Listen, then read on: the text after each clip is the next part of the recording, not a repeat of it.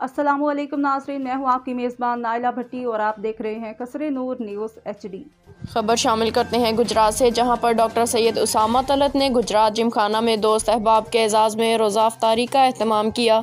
इस मौका पर DSP सराय Alamgir Hafiz Saeed, DSP Lala Musa Mian Afzal, DSP city Gujrat Parvez Gondal, DSP traffic Chaudhry Saeed, XEN वाबडा शहजाद, एक्सियन वाबडा Tariq, incharge Shadiwal power house Syed Zahid Hussain Shah, तहसील general secretary MPLQ Gujrat Atif Azmat Syed, SHO Lala Musa Tauqeer Ranjha, Saeed Imran Shah Jamalpur Saida, XEN वाबडा गुजरावाला चौधरी आबद, SHO डिवीजन फवाद चौधरी जाहद और दीगर भी मौजूद थे। Report Adnan Chaudhry, bureau chief Qasre Noor news HD Gujarat. मज़ीद खबरों और अपडेट्स के लिए देखते रहिए कसरे नूर न्यूज़ HD।